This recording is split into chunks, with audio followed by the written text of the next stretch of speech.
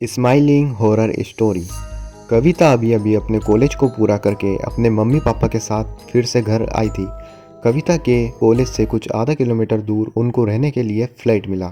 उसके 2-3 दिन बाद कविता को अलविदा कहकर उसके मम्मी पापा अपने घर उत्तराखंड वापस जा रहे थे कि तभी घर जाते जाते कविता की मम्मी पीछे मुड़ी और उससे गले लगाकर बोलने लगी कि मुझे कुछ अच्छा नहीं लग रहा है। पर कविता ने उसकी मम्मी की बात को इग्नोर कर दिया, जो कि उसे नहीं करना था।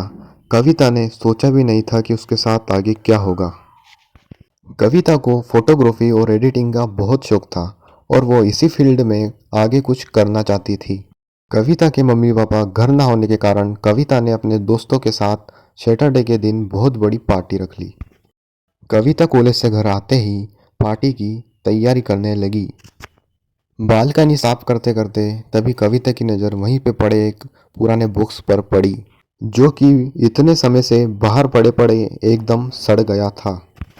उस बॉक्स से सड़ रहे गद्दे की स्माइल आ रही थी, पर ना जाने क्यों वो कविता को अपनी तरफ आकर्षित कर रहा था।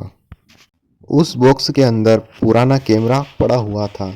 कविता उसे देखकर बहुत खुश हुई और उसने झट से वो कैमरा उठाया, उसके अंदर की पुरानी रील निकाल के नई रील लगाकर फोटो खींचने लगी। वो एकदम शॉक्ड भी थी कि पुराने बॉक्स में सारे सामान सड़ गए पर यह कैमरा क्यों नहीं सड़ा। कविता ने इन सारी बातों पर ध्यान नहीं दिया और वहाँ पर जितने भी पौधे थे उनका फोटो खींचने लगी। कविता के घर के ठीक सामने एक बूढ़ी आंटी मिस परी रहती थी, जो उसे कॉलेज जाते समय हर सुबह गुड मॉर्निंग कहा करती थी। उन्हीं को देखकर कविता ने उनकी बिल्ली की और उनकी फ़ोटो भी खींची।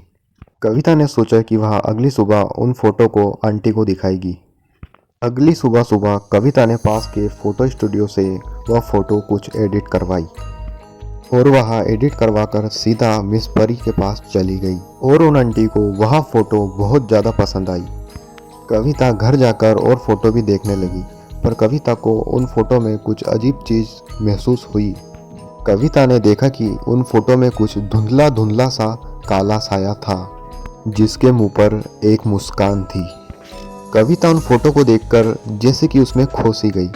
कविता उन फोटो में देखती है कि उस काले साये की स्माइल धीरे धीरे बढ़ती जा रही थी। तभी अचानक कविता के घर की घंटी बजी। अगर दोस्तों आप इसका पार्ट 2 देखना चाहते हो तो हमारे चैनल खूनी एवरीडे को सब्सक्राइब करके कमेंट में डन लिखे।